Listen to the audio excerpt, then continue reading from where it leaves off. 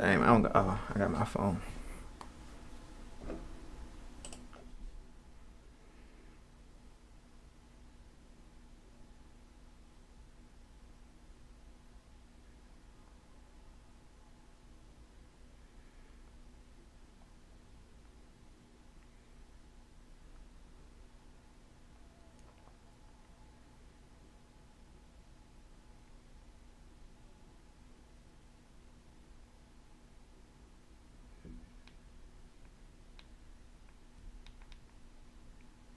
Test 1 2 3.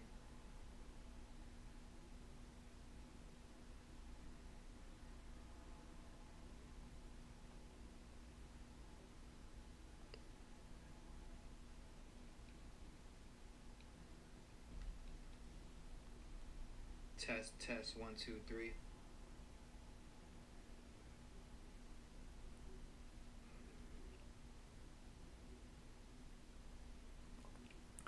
Test 1 2 3 4.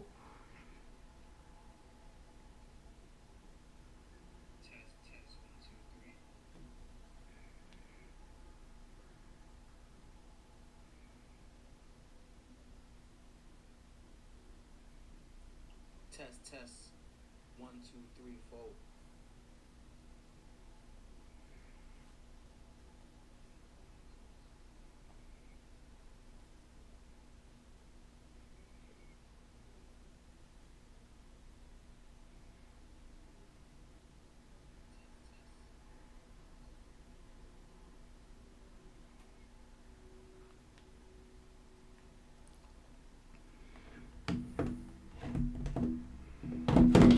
Shoot. He said, I jump in that water, I feel like Great White.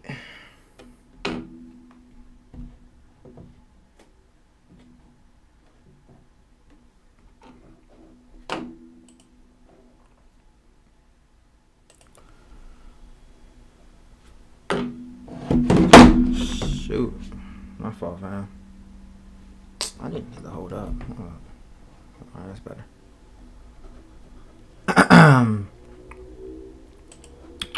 Think everything good to go though.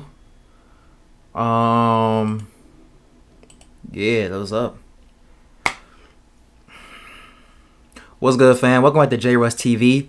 If you're new to my channel, hit that like, that comment, that subscribe button. We cover all things business, finance, investing, reaction videos to different topics I find entertaining. If you're returning to my channel, you already know what's up, man. Welcome back. You feel me? Appreciate y'all supporting. We're going to keep running up. We're going to keep staying consistent, all that good stuff.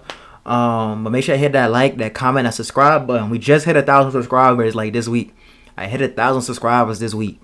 I appreciate y'all, man. I appreciate y'all. So we still gonna run it up. I'm at 1,008 right now. So that was a big goal for me, bro. I'm not gonna lie. 1,000 was big. It's taking me. I started YouTube 10 years ago.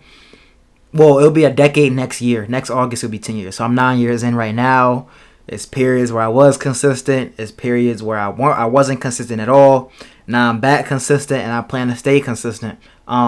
So this is 9 years of on YouTube, and I finally hit 1,000 subscribers, bro. So all I can say is appreciate y'all for rocking with me. I'm glad y'all finding these videos entertaining.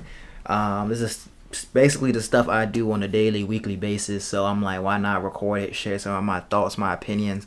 I've seen some success and some entertainment, so I entertain y'all, bro. At the end of the day, I'm trying to entertain the audience, my supporters. So that's cool, bruh. But I ain't gonna chop it up too much. But for today's video, what we gonna get into is one, I'm gonna go over the RobinHood portfolio update. Of course, we're gonna go and look into that. Market was down because of this DeepSeek AI and all this hype and people nervous, people selling. You know what we do. Yeah, if you returning, you already know what we do. We know what we do. We buy more. But yeah, so we're gonna get into the RobinHood portfolio update, and then it was earnings week. A lot of big tech companies were doing earnings this week. So I'm gonna cover two. I'm gonna cover Meta, and I'm gonna cover SOFI. As far as this week, that's kind of what two companies I wanted to look into. As of right now, I may cover more on the next stream or next video next week, whatever you have it. Then I want to get into DeepSeek AI. I want to tap in a little more into DeepSeek AI, see what they talking about. I did some research earlier this week, so I just want to watch a video, react to one of these videos, and then I saw a video Nike's coming back. So I just watched my past Nike video where they lost $28 billion in market share over the past like year. So check that video out. Leave a comment, let me know what y'all think about that. So I'm gonna be following Nike a little bit. I'm not invested in Nike at the moment. It's tempting, but I haven't put the trigger on it. I don't know how I feel about it, but I won't cover it. I like Nike. I like their products. I'm a sneakerhead, stuff like that. So we're gonna get into that. But let's go ahead and get into this Robinhood portfolio update though. So to start off, on the day we're down 1.5%. Market isn't closed just yet. It's 3:30 p.m. On the week, I'm down 7%. On the month, I'm down 4%, 4.6%. On the 3-month chart, I'm down 1.77%. Year to date, I'm down 4%. Year over year, I'm up 4%. I'm jolly down OC year over year over the past year. It's ain't crazy. But I've been switching the portfolio up all the time. I'm up 6% right now. So portfolio did take a little dip back. Definitely because I've been restructuring the portfolio. Look at my last video so y'all can see that. I'm restructuring it though to prepare this for future growth. My strategy before really putting this on YouTube, like I said, I wasn't too active in this portfolio. I was more active in my private portfolio really. But I'm definitely gonna tap more than here and we can grow this portfolio together, so I'm gonna make this a series. Like every week it's gonna be dropping.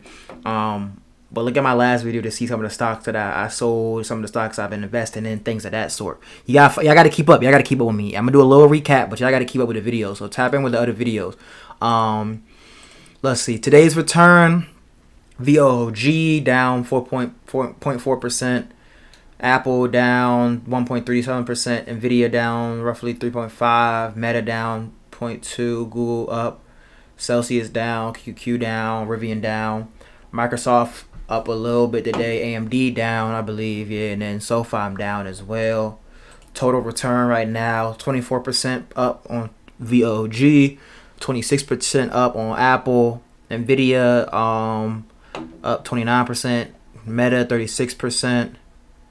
Google 67%, Celsius I'm down 60%, QQ I'm up 32%, Rivian down 22%, Microsoft I'm down 2%, AMD I'm down 16%, and SoFi I am currently down 8%.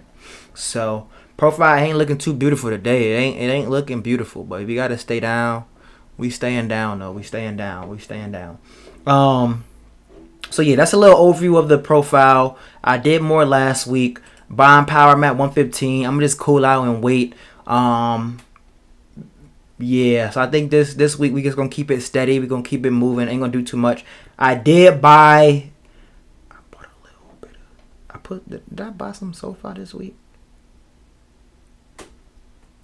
I think I did. I think the only thing I did this past week was I think I copped a little bit more SoFi. Yeah, I bought another share of SoFi the 28th. So that was earlier this week at $16.13. I put $20 in at $16.13 because it went down. I bought a little high at before earnings, about 18. That was a little high, but I'm long term, so it don't really matter to me. Then I bought some more at $16, so just averaged down a little bit. But that's the only thing I did. I don't really plan on buying anything today. Next week I'll see what the market do, but I'm really looking for a little bounce back. This DeepSeek AI crashed it, bruh. It crashed the market. Like, now things gotta recover. Palantir doing pretty good though, from what I've been seeing today. Palantir up. I have more Palantir in the private portfolio, not this one. It just hit an all-time high today at 85.22. It hit 85.22. That's pretty. That's good. Heavily invested in here. So that's dope. Meta just did earnings today. This past week, and earnings came well too. Let's see. They beat. Estimate was 6.76 cent per share. Actual was $8 per share. That's crazy. They're just beating consistency on the board. I'm not gonna lie. I like Meta a little bit more than one of my favorite Mag 7 companies. That's why I'm really starting. I'm gonna dive more into Meta and really start investing more money into Meta. And then I want to get into. I think Meta and Amazon really. I'm about to go ham with these two. Meta, Amazon. I mean, I already got shares, but I think for this account particularly, that's the next move. Earnings is February 6th, so that's sometime next week. But Amazon been doing good though too, for sure. Amazon has been doing magnificent. Year over year, look at that, year over year, 50%. Meta, probably Facebook year over year, 76%. That's amazing. That's amazing. But let's go ahead and dive into ain't nothing too much I can cover on the RobinHood. Like, you know what I mean? Ain't nothing crazy. I'm down week by week. You know what I mean? You gotta stay down long term for sure. Went over that. But let's go ahead and get into some of these earnings call though. First, I'm gonna start off with Meta. I'm going to start off with Meta. Now, and many of you don't know, you might be new. Meta, formerly Facebook, they own a lot of different companies. Well, they bought a lot of different companies. They're big umbrella companies. So they own Facebook, they own Instagram, they make a bag off ads. That's something that's their biggest revenue right now is the ads. What else? They got the Ray-Ban collab with all the glasses. They do that. They big on AI right now. So Meta is a very diverse company, and I like them, and they always innovating, and they always gonna be around for sure. So let's look over the year over year balance. The balance sheet is the income statement. So let's look over the year over year income statement. I could do quarterly, but I just see this a big picture just to see what's up with them for real. From a wide a bird's eye point of view. So comparing to last year, I think I got it in here too. Yeah, so it's over here too. So comparing to last year, they did $134 billion in revenue in 2023, year over year. In 2024, they did $164 billion in total revenue. That's pretty good compared to 2021, 2022. 2021, 2022 were hard years. Obviously, the pandemic. They were going through a whole rebrand to Meta. And it's like the stock price in 2022 was at $115, bro. Like, that's when I was buying a little bit. But for it to be $600-$700 all-time highs right now from $100, that's a 7x your money. That's crazy, bro. That's crazy. That's 7x right there. In 2 years. Meta gonna be $1,000 stock in the next 2 years for sure. I can see them doing a stock split possibly. So we gonna keep investing in here and dollar cost averaging. But yeah, so year over year change, that's a 22% increase and 12 year over year as far as total revenue. 22%. Cost and expense, that's a 8% increase, which is cool. That's not too bad. Operating margin, gross profit, just good. They've been putting a lot of money into research and development, R&D. So they've been definitely increasing over the years. 24 million, 35 million, 38. They really bumped it up this year over year from 38 to 43. That's a pretty cool increase. That's a pretty good increase. Sales and general administration actually is down. That's good. It's down. They're reducing their expenses a little bit. That's pretty good. Reducing the sales, general administration expenses, increasing their research and development, which I'm pretty sure is going to AI. And then operating income 69 million, which is great. Increase from the last. Dang, all the boards are doing good. Let's see what else. So overall 62 billion in net income. 62 billion in net income. Okay. Okay, nice. Let's read some of this. Fourth quarter and full year. So daily active people, they have 3.35 billion on average for December 2024, which is an increase 5% year over year. That's good. Ad impression delivered across our family apps increased by 6% and 11% year over year.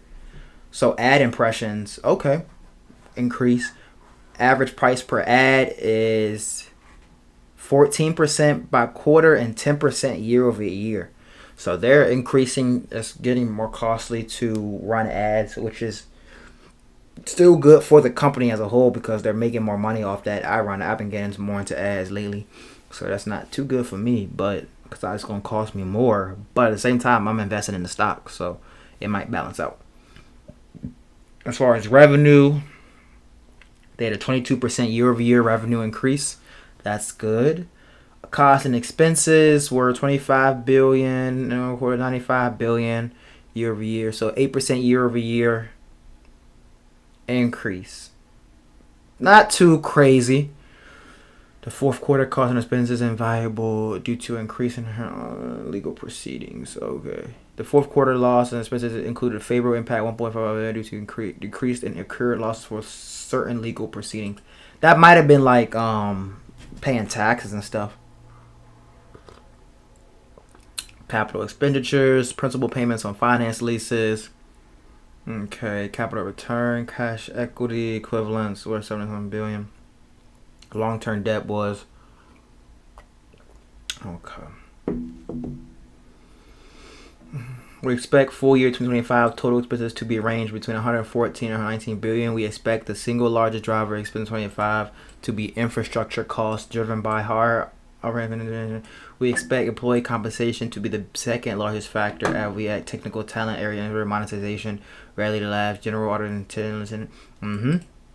So they're really trying to bump up their artificial intelligence for sure, which I'm going to get into next about the top companies that have been investing in AI this past year for 2024. So expenses are going up, will be going up, but it's for infrastructure. They're reinvesting back into the business.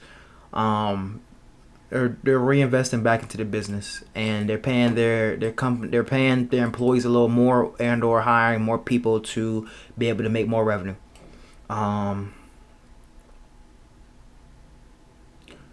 Absent any changes to our tax landscape, we expect our full year tax rate to be 12 to 15%, which is cool. Okay, cool. No, that is great. I like Meta. I like what I'm seeing. They've hit on all the boards and they hit an all-time high.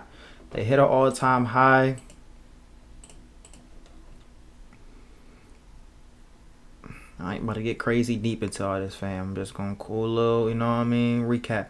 But this week they hit an all-time high of $706 after earnings. So that's good. Meta's definitely on my list and something that I definitely want to get more into. We're going to keep buying for sure. Now I said I wasn't gonna sell nothing this week. Yeah, I'm just gonna hold for right now. Hold. Now, next I wanted to just do a little, just see what companies were spending the most in AI this past year. How much money are these companies investing into AI? Because like I say in my past videos, make sure I watch my past stock videos and everything. You got to see where the money is going. Who's the richest? Who's the richest and where are they putting their money? You know what I mean? Who are the pioneers and where are they putting their money at? That's what you got to look at. So I want to see who's doing it. AI spending 2024. So Google, they put $120 billion into AI. They put $120 into AI. Appreciate you for joining in, fam. Make sure you hit that like button. We currently covering my RobinHood portfolio and earnings and stuff right now. So appreciate you joining in. Stay tuned. Leave a comment, like, all that good stuff. Subscribe. But Google, they put $120 billion in AI in 2024. That's a lot.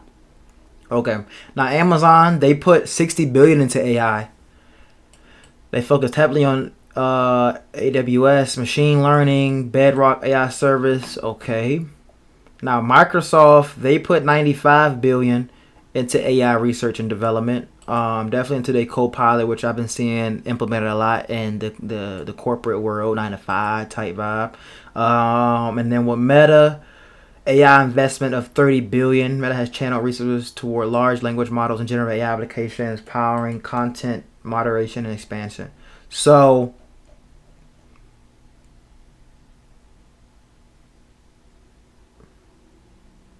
okay.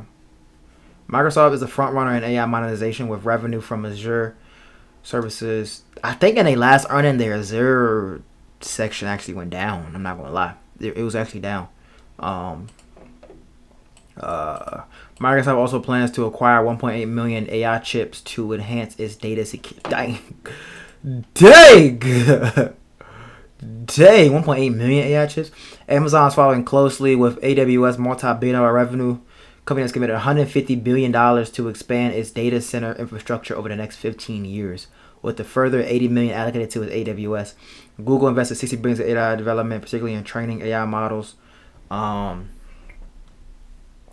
Models is $3 billion investment in expanding data centers highlights. Meta has aggressively scaled its AI infrastructure, purchasing 350,000 of NVIDIA's GPUs to power its AI ambitions. The company AI-related costs could reach 50 billion by the year's end. That's ridiculous. Now, how much is NVIDIA's GPUs?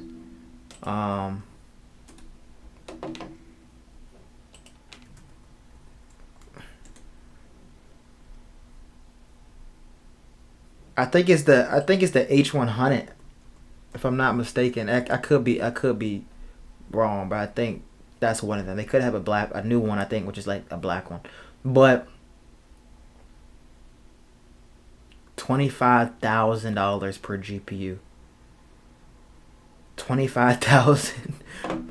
Okay, so and then Meta is buying. Meta bought 350,000 GPUs. So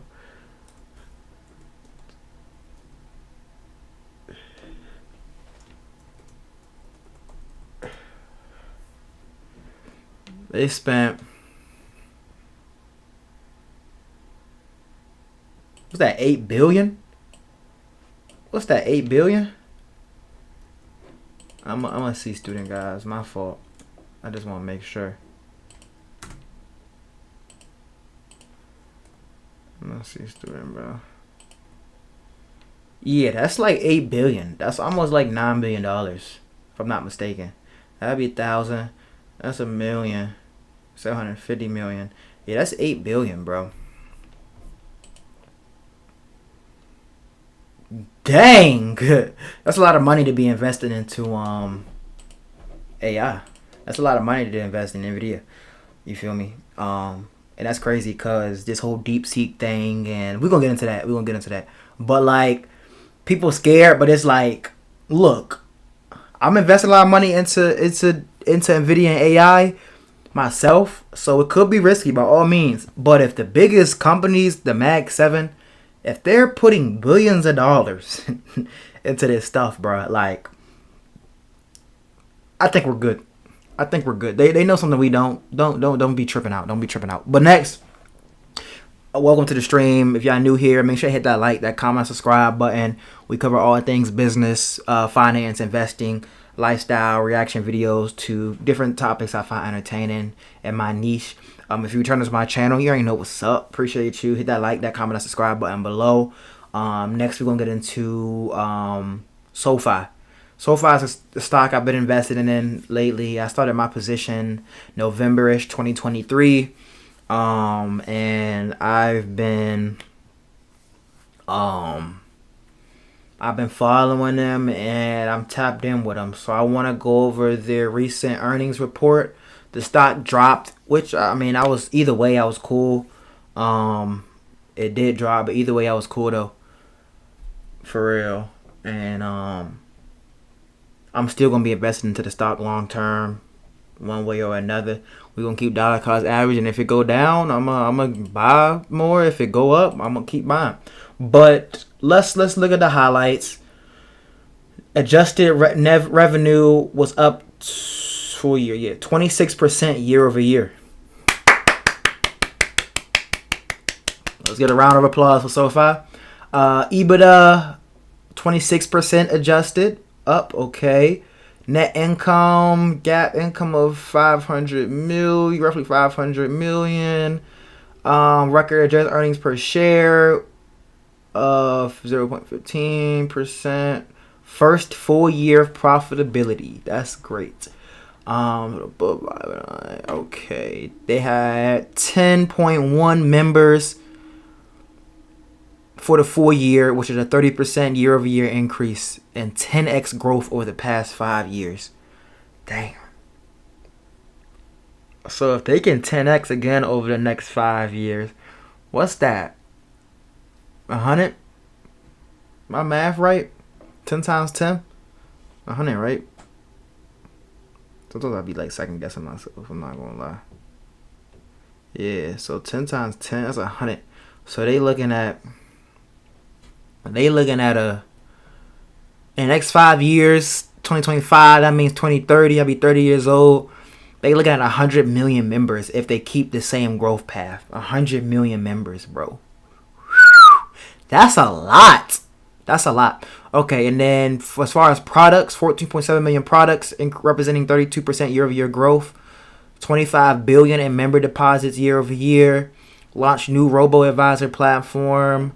Launched 2 new credit cards. SoFi Everyday Cash Rewards on SoFi Essential. Expanded loan platform business. They executed 9.2 billion in capital market transactions, including 5.8 billion in wholesales. Galileo signed processing deal with Direct Express, the largest government card program for federal benefits. That's what we like to see. Galileo went live in the U.S. with a banking core implementation of SoFi CPS. Okay, let's look at this. This is good to look at real quick. Let's see. 2011, it was founded. 2015, they launched personal loan. 2018, Anthony Noda comes with the CEO, launched SoFi Money, school loan. They hit 1 million members in 2020, and they're at 10 million. So that's a 10x in 5 years, bro. That's great. SoFi goes public. Bank charter, 2023, 2024, 10 million members and counting, loan platform, business expansion. That's good. Helping members achieve a comprehensive offering designed to meet all financial needs of our members. Digitally build brand awareness. What's this? One-stop shop for financial. Okay. Build brand awareness and trust lead customers into the financial. Tech DNA drives continuous products and innovation. Fuel our top line growth. Is this their outlook? I don't know. Diversified business model. Designed to provide durable growth and capital lightweight. I will say that they are diversified. What's up with y'all, fam? If you watching here right now, I appreciate you. Hit that like button. Leave a comment. Let me know your opinion. Which topic y'all looking for to me covering today. And yeah, appreciate the support for sure. Increased monetization as new products mature. Yep. Okay, let's look at some graphs now. This is members and products. Year over year growth. This is in the thousands. Members. Okay, so like we said, 2020 they was at roughly 1 million members. 2024 they're at 10 million members. That's a 34% year over year growth. That's great. As far as products, they've been increasing their products. 32% year over year product increase. 34 year over year product increase. That's great. Business diversification. What are they talking about? Ratio of financial services to lending profits. Lending products. Okay. Money services products year over year 50% up. Oh, so this is just money. I guess it's deposits. Um, Relay 30%, invest, credit card 14%. So money is really what's been growing year over year the most as far as lending products, financial services, money lending. I'm assuming.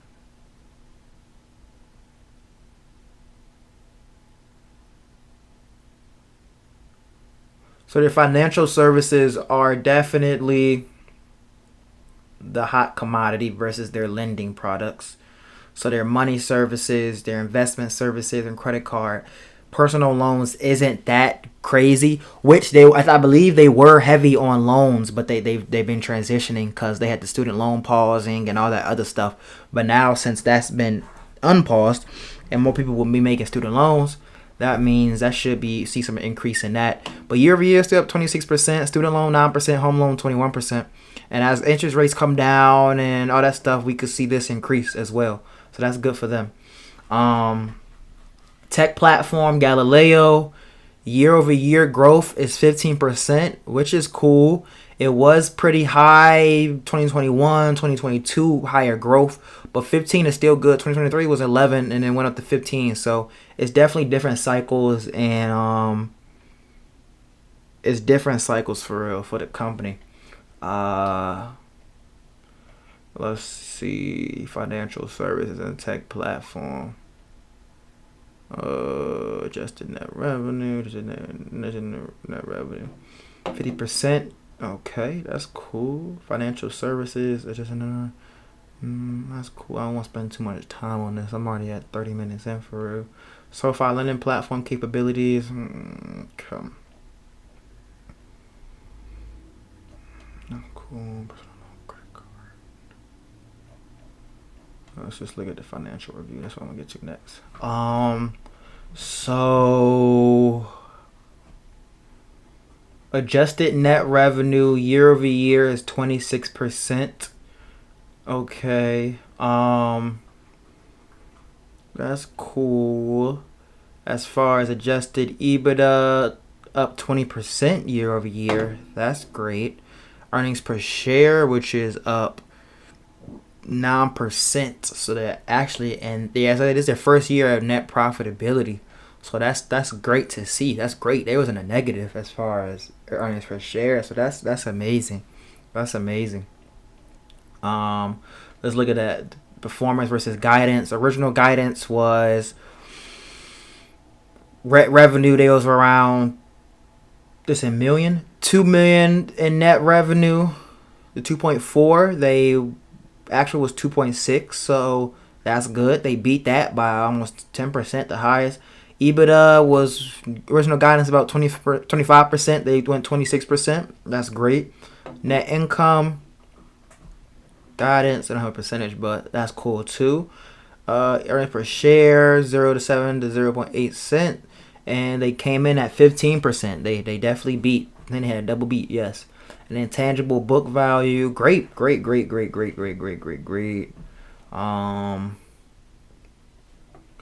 Adjusted net revenue.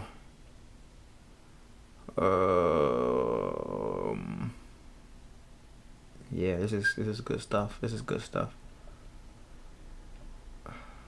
That's a lot of numbers. I ain't trying to bore y'all for real. But all in all,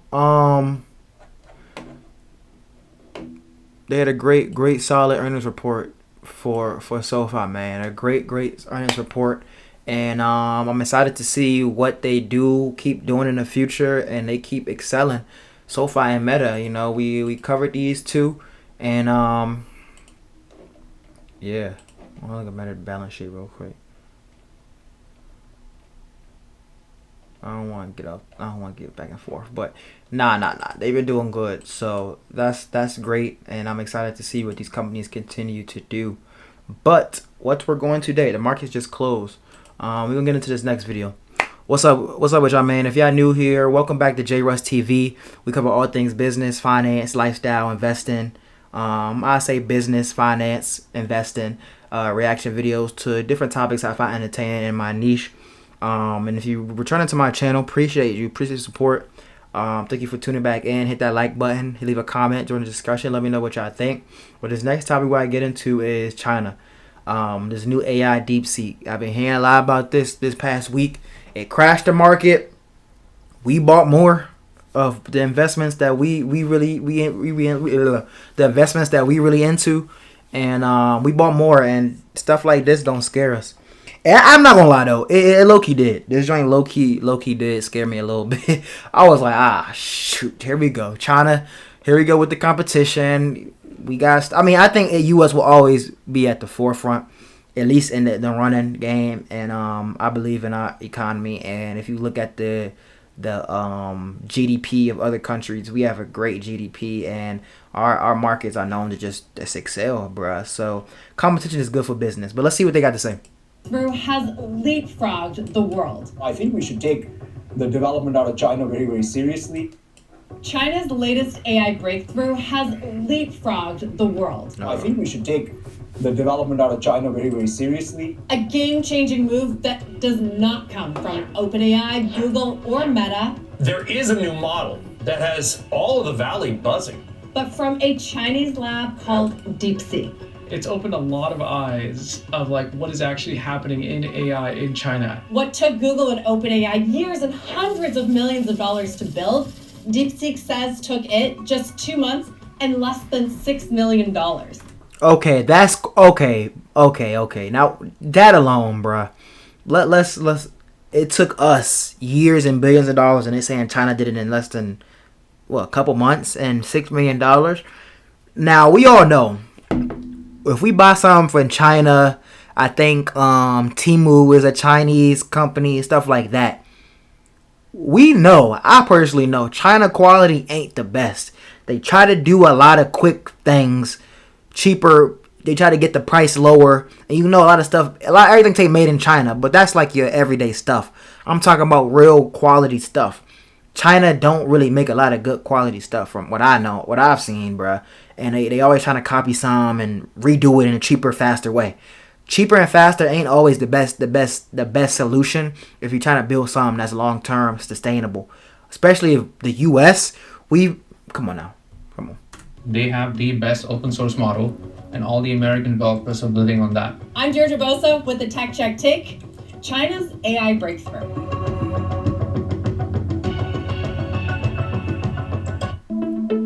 It was a technological leap that shocked Silicon Valley. A newly unveiled, free, open source AI model that beat some of the most powerful ones on the market. But it wasn't a new launch from OpenAI or model announcement from Anthropic. This one was built in the East by a Chinese research lab called DeepSeek. And the details behind its development stunned top AI researchers here in the US. First, the cost. The AI lab reportedly spent just $5.6 million to build DeepSeek version 3. Compare that to OpenAI, which is spending $5 billion a year. And Google, which expects capital expenditures in 2024 to soar to over $50 billion. And then there's Microsoft, that shelled out more than $13 billion just to invest in OpenAI. But even more stunning, how DeepSeek's scrappier model was able to outperform the lavishly funded American ones. To see the DeepSeek new model, it's super impressive in terms of both how they have really effectively done an open source model that does what is this inference time compute, and it's super compute efficient. It beat Meta's Llama, OpenAI's GPT-4o, and Anthropic's Claude Sonnet 3.5 on accuracy on wide-ranging tests, a subset of 500 math problems, an AI math evaluation, coding competitions, and a test of spotting and fixing bugs in code. Quickly following that up with a new reasoning model called R1, which just as easily outperformed OpenAI's cutting-edge O1 in some of those third-party tests. Today, we released... What's good with y'all, fam? Appreciate y'all joining the live stream. Make sure you hit that like button. Leave a comment during the conversation. We currently covering this new DeepSeek that shocked the world this week. Supposedly, people been knowing about it. It's affected my stock portfolio. It went down, but we getting back up there. So I'm just going over it real quick, just seeing what they talking about. Humanity's Last Exam, which is a new evaluation or benchmark of AI models that we produced by getting, math, physics, biology, chemistry professors to provide the hardest questions they could possibly imagine. DeepSeek, which is the leading Chinese AI lab, their model is actually the top performing, or roughly on par with the best American models. They accomplished all that despite the strict semiconductor restrictions that the U.S. government has imposed on China. And they said they got illegal NVIDIA GPU chip. I'm gonna look more into that too. Essentially shackled them out of computing power. Washington has drawn a hard line against China in the AI race, cutting the country off from receiving America's most powerful chips, like NVIDIA's H100 GPUs. That was right, H100. Those were once thought to be essential to building a competitive AI model, with startups and big tech firms alike scrambling to get their hands on any available. But DeepSeek turned that on its head, sidestepping the rules by using NVIDIA's less performant H800s to build the latest model and showing that the chip export controls were not the chokehold DC intended. They were able to take whatever hardware they were trained on, but use it way more efficiently. But just who's behind DeepSeek anyway? Despite its breakthrough, very, very little is known about its lab and its founder, Liang Wenfeng. According to Chinese media reports, DeepSeek was born out of a Chinese hedge fund called High Flyer Quant that manages about $8 billion in assets. The mission on its developer site, it reads simply, unravel the mystery of AGI with curiosity. Answer the essential question with long-termism. The leading American AI startups, meanwhile, OpenAI and Anthropic, they have detailed charters and constitutions that lay out their principles and their founding missions, like these sections on AI safety and responsibility. Despite several attempts to reach someone at DeepSeek, we never got a response. How did they actually assemble this talent? How did they assemble all the hardware? How did they assemble the data to do all this? We don't know. And it's never been publicized, and hopefully we can learn that. But the mystery brings into sharp relief. I know they already locked in on it. And complex the AI face-off against China has become. Because it's not just DeepSeek. Other, more well-known Chinese AI models have carved out positions in the race with limited resources as well. Kai-Fu Lee, he's one of the leading AI researchers in China, formerly leading Google's operations there. Now his startup, 01.AI, it's attracting attention, becoming a unicorn just 8 months after founding, and bringing in almost $14 million in revenue in 2024. The thing that shocks my friends in the Silicon Valley is not just our performance, but that we trained the model with only $3 million, and GPT-4 was trained by 80 to 100 million. Trained with just $3 million. Alibaba's QN, meanwhile, cut costs by as much as 85% on its large language models in a bid to attract more developers, and signaling that the race is on. Business. It's all day. Either way, bruh, I'm pro America, and I believe in our economy, and we got some of the best engineers, so scientists, all that stuff. So I'm not afraid. We'll definitely be able to compete. And like I said, competition is good for business. Learned that a long time ago. China's breakthrough undermines the lead that our AI labs were once thought to have. In early 2024, former Google CEO Eric Schmidt, he predicted China was 2 to 3 years behind the US in AI. But now, Schmidt is singing a different tune. Here he is on ABC's This Week. Well, I used to think we were a couple of years ahead of China, but China has caught up in the last 6 months in a way that is remarkable. Dang. The fact of the matter is that a couple of the Chinese programs, one, for example, is called DeepSeek, looks like they've caught up. It raises major questions. That was December 15th. Just how wide OpenAI's moat really is. Back when OpenAI released ChatGPT to the world in November of 2022, it was unprecedented and uncontested. Now the company faces not only the international competition from Chinese models, but fierce domestic competition from Google's Gemini, Anthropic's Claude, and Meta's open source Llama model. And now the game has changed. The widespread availability of powerful open source models allows developers to skip the demanding, capital-intensive steps of building and training models themselves. Now they can build on top of existing models, making it significantly easier to jump to the frontier, that is the front of the race, with a smaller budget and a smaller team. In the last 2 weeks, AI research teams have really opened their eyes and have become way more ambitious on what's possible with a lot less capital. So previously, to get to the frontier, you'd have to think about hundreds of millions of dollars of investment and perhaps $1 billion of investment. What DeepSeek has now done here in Silicon Valley is it's opened our eyes to what you can actually accomplish with 10, 15, 20, $30 million. It also means any company like OpenAI that claims the frontier today could lose it tomorrow. That's how DeepSeek was able to catch up so quickly. It started building on the existing frontier of AI. Its approach focusing on iterating on existing technology rather than reinventing the wheel. They can take a really good big model and use a process called distillation. And what distillation is basically you use a very large model to help your small model get smart at the thing that you want it to get smart at. And that's actually very cost efficient. It closed the gap by using available data sets, applying innovative tweaks, and leveraging existing models. So much so that... As I'm saying, really, I can see how they caught up fast, because if something's already built from the ground up, billions of dollars, you know what I mean? You can use that as a template. Because, I mean, I do it in other ways of life. You know, somebody's successful in something, I might see what they doing, study them, you know what I mean? Not completely copy their swag, but I'm going to see what they doing, what's working, and I'm going to implement it into my strategy. And if it's proven to work, why reinvent the wheel? There's no need to reinvent the wheel. Just see how you can do better when it comes to business and competition. So, like, in China, they not dumb. They smart. So they pretty much said, bet. They did all the heavy lifting. We gon' what they do, they always copying. They always copying and taking. You know what I mean? But I can see how they caught up fast. DeepSeek's model has run into an identity crisis. It's convinced that it's ChatGPT. When you ask it directly, what model are you? DeepSeek responds, I'm an AI language model created by OpenAI, specifically based on the GPT-4. Leading OpenAI CEO Sam Altman to post in a thinly veiled shot at DeepSeek. What did I just say? He said it is relatively easy to copy something that you know works. It is extremely hard to do something new, risky and difficult when you don't know if it will work. Individual researchers rightly get a lot of glory for that when they do it. It's the coolest thing in the world. Model was released. It's relatively easy to copy something that you know works. It's extremely hard to do something new, risky, and difficult when you don't know if it will work.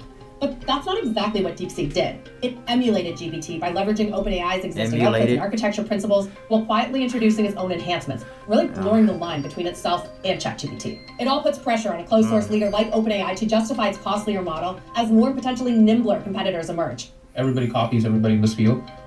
You can say Google did the transformer first. It's not OpenAI, and OpenAI just copied it. Google built the first large language models. They didn't prioritize it, but OpenAI did it in a prioritized way. So you can say all this in many ways. It doesn't matter. So if everyone is copying one another, it raises the question: is massive spend on individual LLMs even a good investment anymore? Now, no one has as much at stake as OpenAI. The startup raised over $6 billion in its last funding round alone. But the company has yet to turn a profit. And with its core business centered on building the models, it's much more exposed than companies like Google and Amazon, who have cloud and ad businesses bankrolling their spend.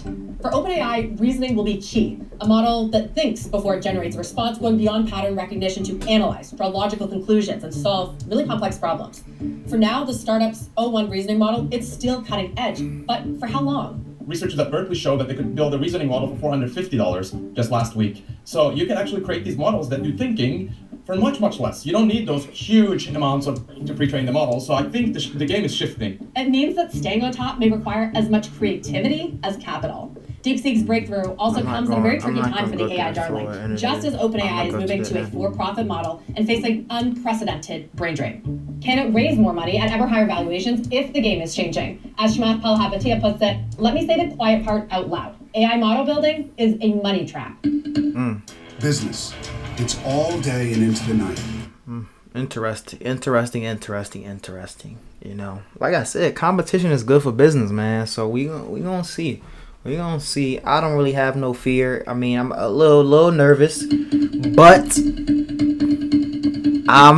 I'm optimistic about our economy. From the U.S. government, they were intended to slow down the race, to keep American tech on American ground, to stay ahead in the race. What we want to do is we want to keep it in this country. China is a competitor, and others are competitors. So instead, the restrictions might have been just what China needed. Necessity is the mother of invention. Because they had to go figure out workarounds, they actually ended up building something a lot more efficient. It's really remarkable the amount of progress they've made with as little capital as it's taken them to make that progress. It drove them to get creative, with huge implications. DeepSeek is an open source model, meaning that developers have full access and they can customize its weights or fine-tune it to their liking. It's known that once open source is caught up or improved over closed source software, all developers migrate to that. But key is that it's also inexpensive. The lower the cost, the more attractive it is for developers to adopt. The bottom line is, What's up, fam? Make sure to hit that like button below. Appreciate y'all joining. We talking about DeepSeek OpenAI right now. Where's it going? Is well, the 10 cents would lead. If you're familiar with ChatGPT, it's a competitor technically of ChatGPT made by China, and it's been making headlines lately. To building apps for much lower cost. So if you wanted to build a U.com or Perplexity or some other app, you can either pay OpenAI $4.40 per million tokens, or if you have our model, it costs you just 10 cents.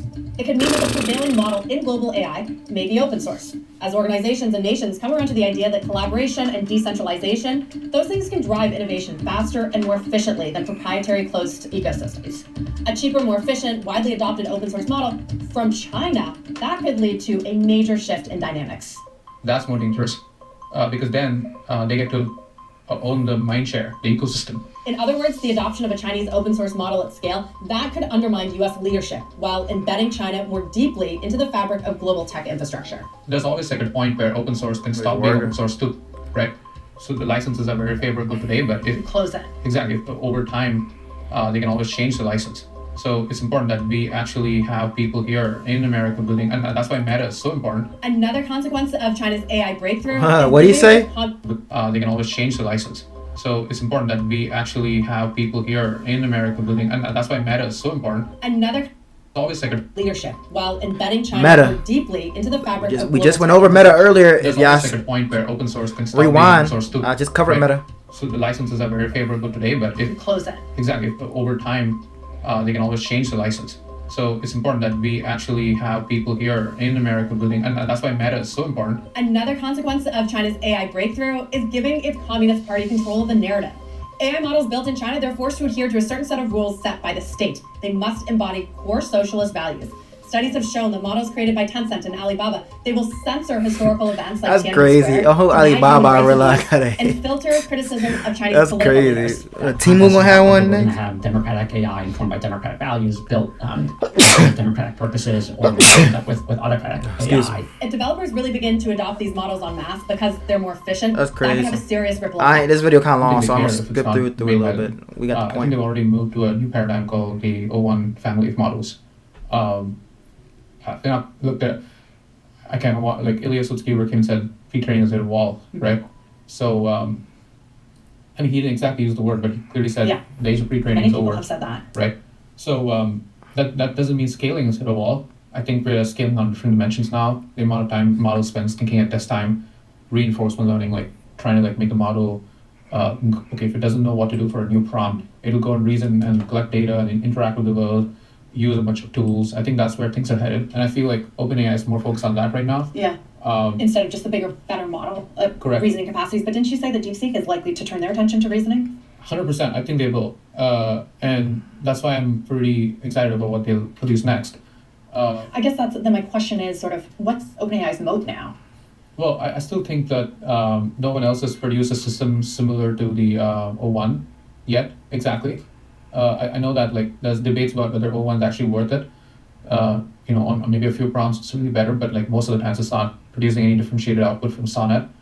But at least the results they showed in O3 where they had like competitive coding performance and Right. almost like an AI software engineer level. Isn't it just a matter of time though before the internet is filled with reasoning data that Yeah. DeepSeek? Again, it's possible. Nobody knows yet. Yeah. So until it's done, it's still uncertain, right? Right. So Let's by the way, we benefit wrap a it lot up. from model commoditization. Except we also need to figure out something to offer to the paid users, like a more sophisticated research agent that can do like multi-step reasoning, go and like do like 15 minutes worth of searching and give you like an analyst type of answer. All that's going to come, all that's going to stay in the product, nothing changes there. But there's a ton of questions every free user asks day-to-day basis that needs to be quick, fast answers. Like it shouldn't be slow. And all that will be free, whether you like it or not. It has to be free. That's what people are used to. And that means like figuring out a way to make that free traffic also monetizable. So you're not trying to change user habits, but it's interesting because you are kind of trying to teach new habits to advertisers. They can't have everything that they have in a Google 10 blue links search. What's the response been from them so far? Are they willing to accept some of the trade-offs? Yeah, I mean, that's why they're trying stuff. Like Intuit is working with us, and then there's many other brands. Dell, like all these people working with us to test, right? They're also excited about look, everyone knows that like whether they like it or not, 5 to 10 years from now, most people are going to be asking AIs most of the things and not on the traditional search engine. Everybody understands that. So everybody wants to be early adopters of the new platforms, new UX, and learn from it and build things together. Not like they're not viewing it as like, okay, you guys go figure out everything else and then we'll come later. I'm smiling because it goes back perfectly to the point you made when you first sat down today, which is necessity is the mother of all invention, right? And that's what advertisers are essentially looking at. The field is changing. We have to learn to adapt with it. Okay, Arvind, I took so much of your time. Thank you so much for taking the time.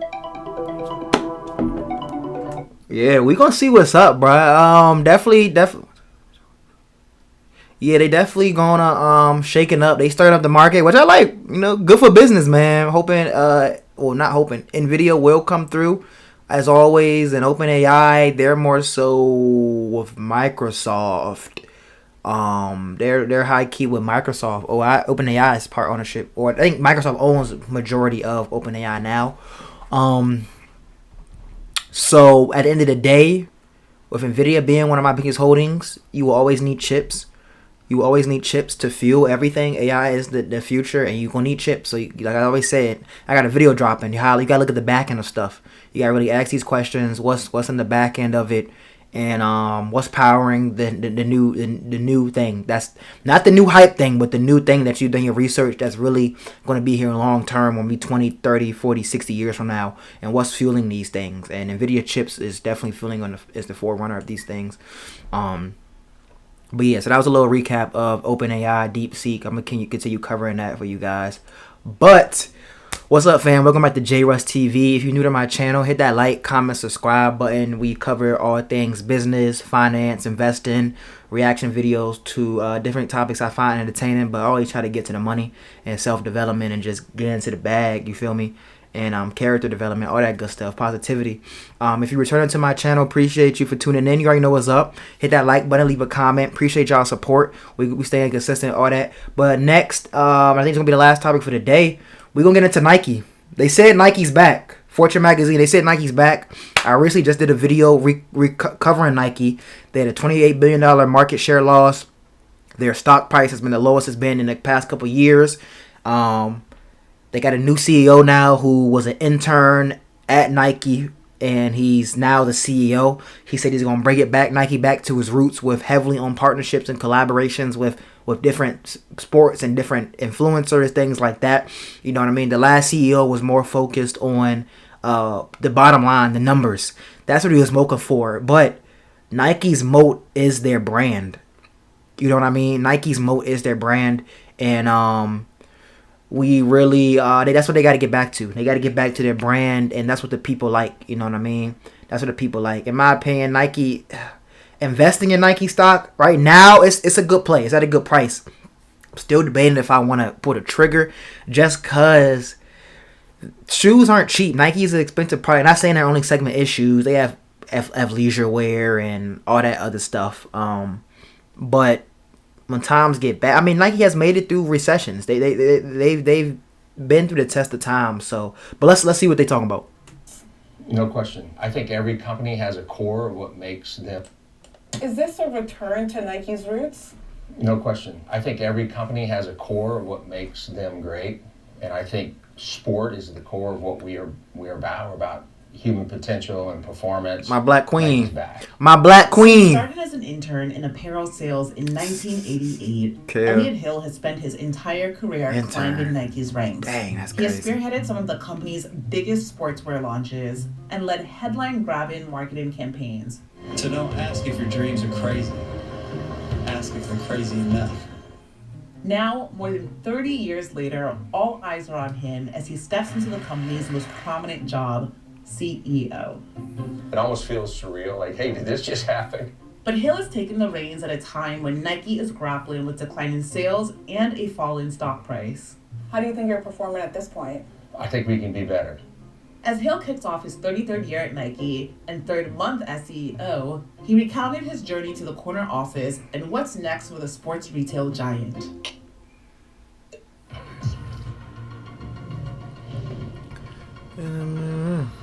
You said I jump in that water, I turn that great shot. Facilities in Beaverton, Oregon didn't exist when Hill first started as an intern. We covering Nike right now, fam. Appreciate you joining in. Make sure you hit that like button, leave a comment. They said Nike's back. Let's see what he's talking about. Were the first buildings.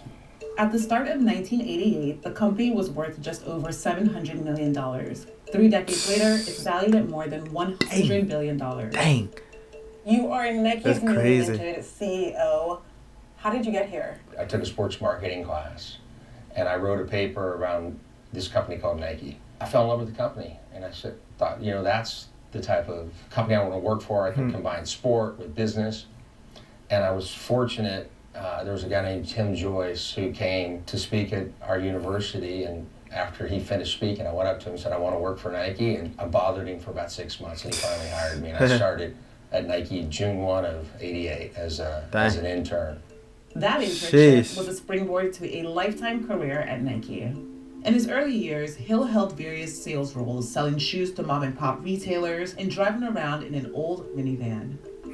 I was driving around in a used Dodge minivan, that's for sure. I drove 60,000 miles a year, and I started out in sales. I worked my way up through the sales organization, different experiences.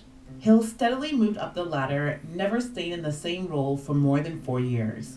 In 2018, he was promoted to president of Consumer and Marketplace, a role he held until 2020 when he retired. But his exit didn't last long.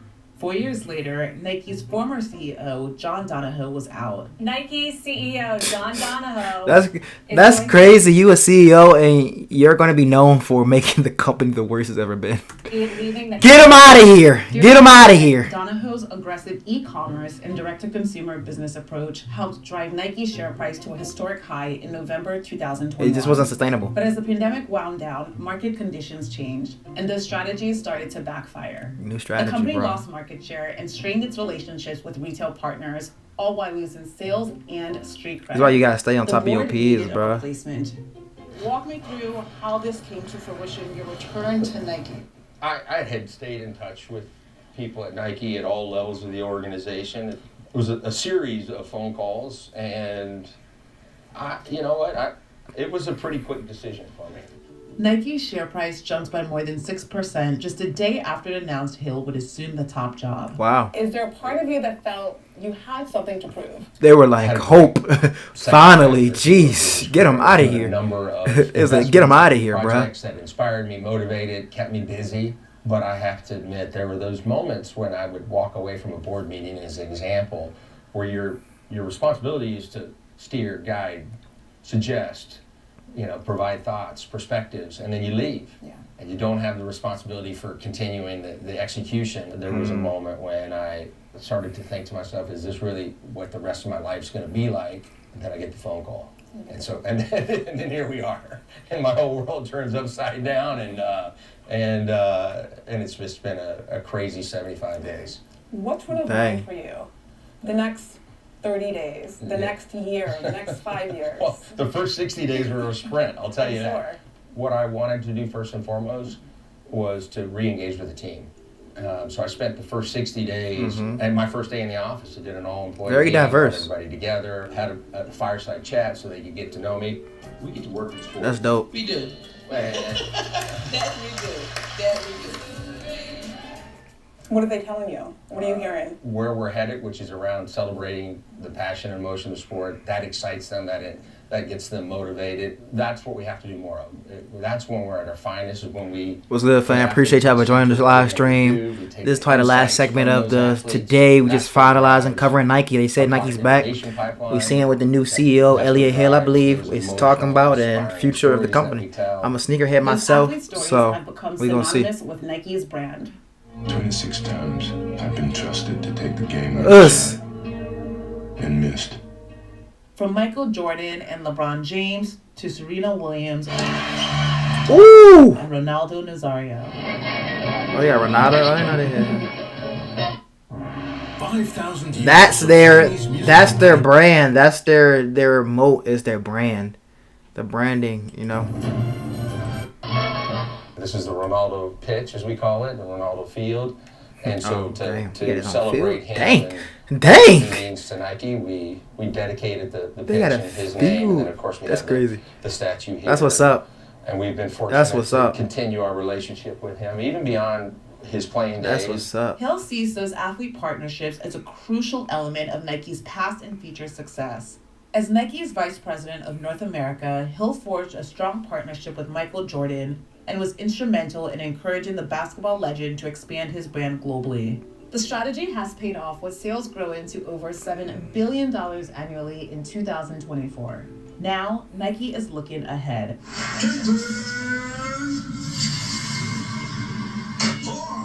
She a dog. We had Caitlin Clark here Caitlin today. Clark this morning. I think yeah. you saw that. So she was in yesterday working on her signature shoe that we'll launch, and we're working on her logo and her design of her logo. She signed an 8-year, $28 million endorsement deal with Nike in April of last. She signed what? We're working on her logo and her design of her logo.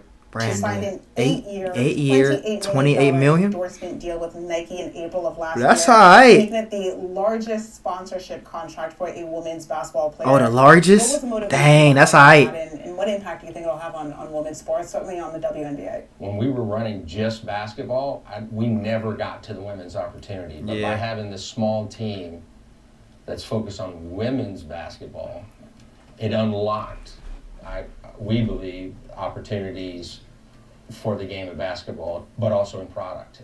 It becomes an opportunity to grow the overall marketplace by inviting more and more girls into the world of sport. It is an area that we'll continue to invest in, and we see tremendous momentum right now. Hill's new role comes at a critical time for Nike. Sales dropped in the last 3 quarters of 2024, and shares have slumped more than 43% since 2023. In an effort to clear out inventory, the company began offering massive discounts throughout the year, slashing prices by as much as 30%. Hill says that approach has hurt the brand. You said in the December earnings call, your first as Nike CEO, that Nike has become too promotional, offering too many discounts. I'm certainly not complaining, but what's your vision for how Nike should approach pricing and discounts and still uphold its brand value and market position? They gotta get rid of inventory anyway. In the traditional retail cycle where it makes sense to be promotional, Black Friday, Cyber Monday. That's what I'm saying. But they gotta get rid of we inventory. had become too promotional. In between those moments, we were even leveraging promotions to drive revenue. And frankly, that's not great for margin. It's not great for the brand. It's not great for our wholesale partners because they're not making that much money against us, and profitability matters for them. And so starting this spring, we're moving to a position where Nike Direct, both digital and physical, is going to actually lead the marketplace and be not only less promotional, but elevate the experience that the consumer has with our brand. Nike also faced backlash over its direct-to-consumer sales strategy. Before the pandemic, it started to pull back from those were some of the most hideous LeBrons ever. Those were the bottom ones were hideous. But I forgot what they were called. Those were hideous. The top ones, the low top, I think the low top LeBron 10s, hideous. The high tops better. These is horrible. Before the pandemic, it started to pull back from large wholesalers like Foot Locker and Dick's Sporting Goods to focus on its own brick-and-mortar stores and e-commerce. I went over that in my last video. That messed them up. Is changing. They messed them up, bro. Pandemic, Nike severed ties with retailers, wanted to focus more on direct-to-consumer. What are your plans to evolve to rebuild, your partnership with wholesale retailers like Foot Locker and so on? I think it all starts with the consumer. There are consumers that want to shop choice, wholesale, either digital or physical.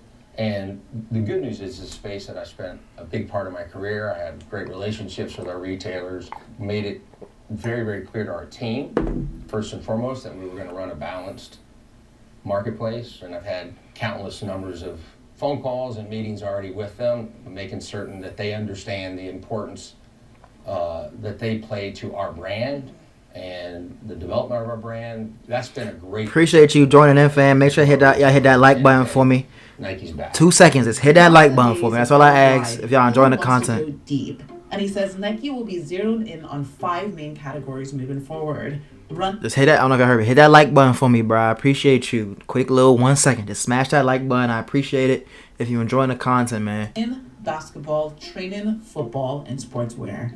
I live in Manhattan. I run in Central Park. I see a lot of people wearing Nike running shoes, but I also see On Running. Yeah. I see Hoka's, Yeah. right? Mhm. A lot of these. Yeah, how are y'all going Nike's market share? get So market what are share your back? thoughts on how I'm you curious. go back to reestablishing yourself as the premium athletic brand, and what do you see as the number one driver for growth for Nike as we move forward?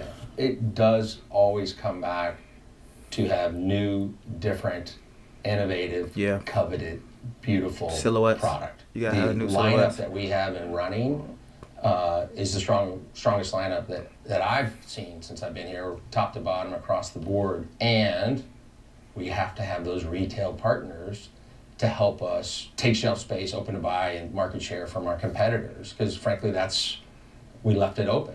Ultimately, we have to earn our way back onto the shelves. It's that simple. Yeah. You've repeatedly made this reference where you say we're going back to sport. Sport is at the heart of our brand. When I think of Nike, I think sports apparel. But lifestyle too, though. We were running And Jay was the first one to really do that. men's, Lifestyle. women's, and kids. We lost the sharpness around sport. And so we're reoriented the organization to focus sport first. So think running, think basketball, think football or soccer, and then gender second. By lining it up by gender, it also helps us find opportunities specifically for that gender, whether it's color and material that's different for a man versus a woman. Performance, Another sports big focus performance for Hill first. is product innovation. Crazy. I like him. See, this stuff like this is what that stuff was convinced me to maybe invest in the stock. Doing my research, to learn a little more. Center, and it's all about advanced This is LeBron James in R&D it. and innovation, and it's without question, we believe, one of the most foremost centers of innovation of athletic and human performance. Hill still recalls the 1988 unveiling of Nike's now famous Just Do It campaign. I'm thinking of being a lawyer. Just do it! He also led launches of footwear for elite athletes. But in recent years, critics, including investors, say Nike has fallen behind in the innovation race. For sure. What does product innovation look like for Nike as you move forward? We have a team of people that are already working on. They need to put me on there. 28. Hey, CEO, if you watching this video, I need to get me on the team for real. And what's that look like? So long-term. They need to get me on the very team. Futuristic innovation. The best innovation does come from an athlete. But the bag How ain't they can cheap. Run faster, I need jump that. I needed a good deal. higher, be safer, move quicker. For Nike, many of those insights came from athlete partnerships. Nike's at its best when we have an athlete, and we have a great relationship with that athlete, and we're able to partner with that athlete to take insights from their game, and in this case, obviously basketball, and to build the product around that individual's game. In this case, it happens to be LeBron James. He's very involved in the footwear that he wears and how it looks, how it fits, how it performs. Here's just a representation of some of the great executions that we've done with him. Few are as familiar as Hill with the history, people, and inner workings of Nike. Despite 3 decades of experience and a clear enthusiasm for the CEO role, he has his work cut out for him. In your 60 days as a CEO, what have you learned about yourself? What have you learned about leadership? I have to be who I was, always. I have to remain authentic. Yep. That's the biggest thing, Just authenticity. because I have a title. Authentic to and the game. responsibility. Scott, you You got can't change the love of the it. game, man. You gotta love the People game, will man. see You gotta it, love the smell game. it, sniff it, and I've done some just real tactical things to try to do that. And it sounds so simple, but I go get my own coffee in the morning, and I go get my own coffee in the afternoon. I work out in our gyms here every morning, and I move around the gyms and the coffee places so that I can interact with more and more of our teammates. You can't let a title or a new responsibility change who you are to your core. You have to For show sure. up as authentic. I like him. Authentically. I like him. yourself I'm gonna as dive a little more possible deep into Nike. I'm gonna dive a little more deep into Nike. Wrap this up for real. I like what he was saying. I'm gonna be following Nike a little more. See how they turn the company around. I might buy a couple shares of Nike stock. We gonna see. But if you made it this far in the live stream, I appreciate you for tuning in. Make sure you hit that like button, that subscribe button. If you're new here, leave a comment. If you're returning, appreciate you for staying in. I appreciate the support. We're gonna keep running it up. We're gonna keep staying consistent. And yeah, make sure y'all check out some of my old videos, and let's see what Nike do, man. Y'all have a good day. Y'all have a blessed rest of the day. This evening is Friday. God bless y'all.